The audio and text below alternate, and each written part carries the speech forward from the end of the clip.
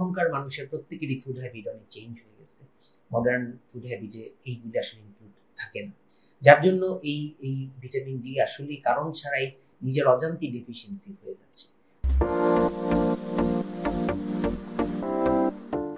আসসালামু আলাইকুম, আমি ডাক্তার মোহাম্মদ মুস্তাফিজুর রহমান, বর্তমানে জাতীয় হৃদরোগ হাসপাতালে সহকারী অধ্যাপক কার্ডিওলজি হিসাবে কর্মরত আছি। আর এমনিতে আমি ল্যাবের কলাবাগান শাখাতে নিয়মিত বিকালবেলা রোগী দেখছি।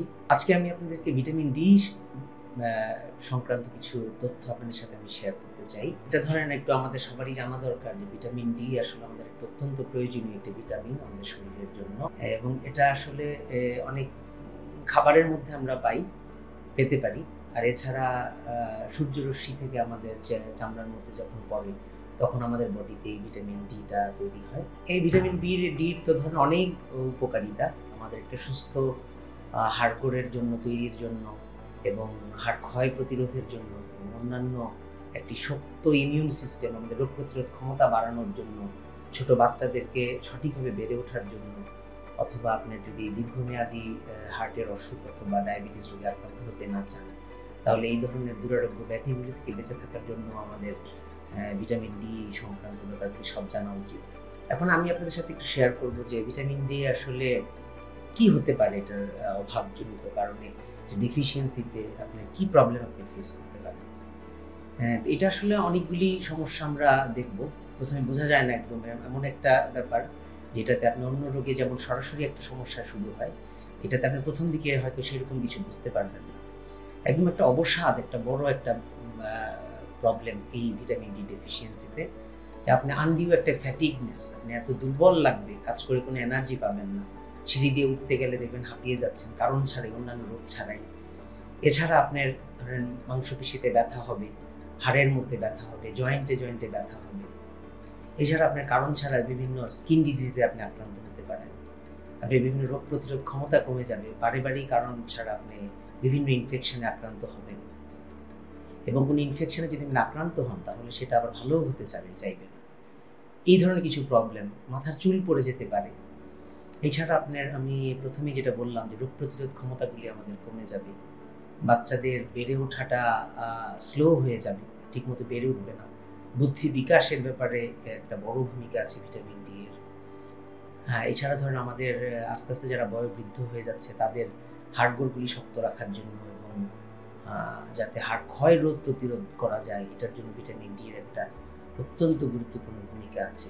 কারণ এই বয়সজনিত কারণে তো আমাদের বিভিন্ন হাড় ক্ষয় হচ্ছে, ব্যথা হচ্ছে মাংসপেশিতে, হাড়গোড়ে ব্যথা হচ্ছে। এগুলির প্রিভেনশনের জন্য আমি মনে করি ভিটামিন ডি এর একটা অনেক গুরুত্বপূর্ণ ভূমিকা আছে। এছাড়া আমি হৃদরোগ বিশেষজ্ঞ হিসাবে আপনাদেরকে জানাতে চাই যে হৃদরোগ একটা বড় একটা মহামারীর মতো ধারণ করছে এখনকার বিশ্বে।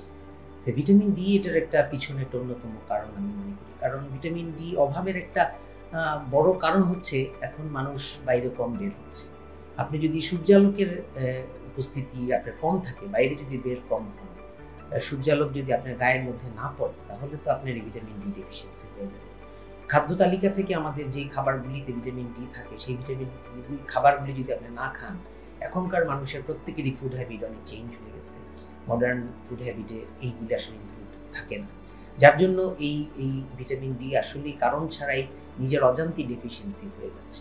ঘরের মধ্যে বসে থাকছি আমরা ল্যাপটপে কাজ করছি, কম্পিউটারে কাজ করছি, ডে লাইটে বেরই হচ্ছি না, মহিলারা বের হচ্ছে না। যারা ধরেন ধর্মীয় কারণে অনেকে পর্দা করেন, তারা পর্দার জন্য ডে লাইটে আসেন না, এটা একটা কারণ। বাচ্চারা এখন সবাই কম্পিউটারে গেমস নিয়ে ইনভলভ হয়ে গেছে, বাসাতে স্কুলে সব জায়গায় এসি চলতেছে, বাইরে তারা বেরই হচ্ছে না। কাজেই অজান্তেই আপনার ভিটামিন ডি ডেফিসিয়েন্সি হয়ে যাচ্ছে আমাদের। এখন আমাদের একটু জানা দরকার যে ভিটামিন ডি তাহলে এরকম এতগুলি খারাপ উপসর্গের কারণ, যেহেতু এতগুলি খারাপ রোগের যেহেতু উৎস হয়ে যাচ্ছে, কাজে এটা আমাদেরকে নিয়মিত একটু পরীক্ষা করে রাখা দরকার, বারে বারে চেক করা দরকার যে ঠিক আছে কিনা, এটার মাত্রাটা জানা দরকার।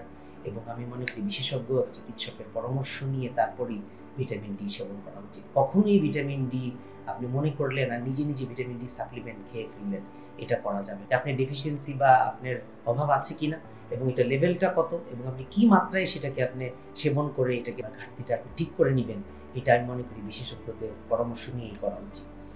এখন পরীক্ষা করে একটা দেখতে পারবো আমরা। পরীক্ষাটা তো এখন আমি মনে করি অনেক জায়গাতেই হয়। ভিটামিন ডি লেভেল আপনি চেক করলে পরেই বের হয়ে যাবে। আমাদের এখানে ল্যাবে কলাবাগান ব্রাঞ্চেও এই পরীক্ষাটা আমাদের এখানে সবসময় হচ্ছে।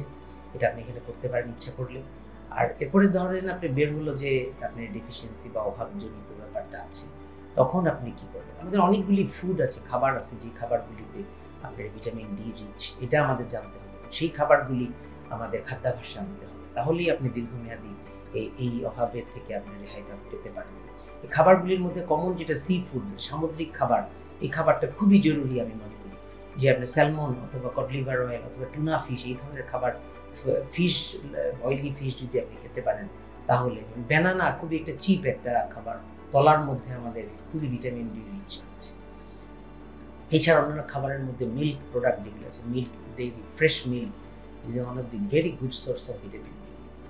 এছাড়া আপনি you have to spend time, আপনাকে সময় দিতে হবে, সূর্যের মধ্যে যেতে হবে, বাইরে হাঁটতে হবে। সূর্যালোকে যদি আপনি নিয়মিত হাঁটার অভ্যাস থাকে, বাইরে যাওয়ার অভ্যাস থাকে, তাহলে আমি মনে করি অবশ্যই ভিটামিন ডি আপনার পার্মানেন্ট একটা সলিউশন পাবেন, আপনি ডেফিসিয়েন্সি থেকে আপনি বের হয়ে আসতে পারবেন। এরপরে ধরেন আমাদের ড্রাগস, এর সাথে তো ধরেন কিছু ঔষধ বের হয়ে গেছে এখন বাংলাদেশে আমাদের অ্যাভেলেবেল, অনেকগুলি কোম্পানি, সব কোম্পানি ভিটামিন ডি প্রোডাক্ট নিয়ে আসছে আফটার করোনার পরে তো আমরা এটা বেশি সজাগ এটা নিয়ে।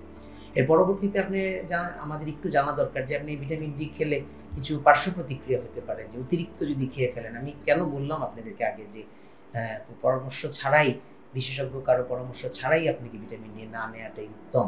কারণ হচ্ছে এর কিছু সাইড ইফেক্টও আছে, কিছু পার্শ্ব প্রতিক্রিয়া আছে। আপনি কারণ ছাড়াই যদি অতিরিক্ত মাত্রায় সেবন করেন তাহলে দেখা যাবে আপনার একটু বমির ভাব হবে, আপনার লুজ মোশন হতে পারে, অথবা আপনার অতিরিক্ত স্বাস্থ্যহানি, ওয়েট লুজ করতে পারেন আপনি, এরকম কিছু ব্যাপার আপনার কষ্ট আপনি পেতে পারেন।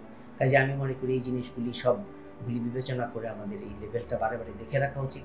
আরেকটা ব্যাপার খুব ইম্পর্টেন্ট, যারা প্রেগনেন্ট এবং যারা ল্যাকটেটিং মাদার, যারা মায়ের বুকের দুধ খাওয়ান এরকম মহিলারা, এবং যারা সন্তান সম্ভবা বা বাচ্চা পেটে আসছে এরকম মহিলাদের জন্য আমি মনে করি ভিটামিন ডি খুবই ইম্পর্টেন্ট। এবং বাচ্চাদের গ্রোথের জন্য, যে বাচ্চা প্রসবের পরে ব্রেস্ট মিল্কের সাথে ভিটামিন ডি যাবে বাচ্চার মধ্যে, এটা তার রোগ প্রতিরোধ ক্ষমতাকে অনেক বেশি বাড়াবে।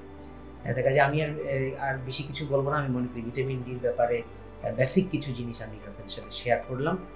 আপনারা সবাই সুস্থ থাকেন, আপনারা ভালো থাকেন, এই কামনায় আমি এখানেই শেষ করছি।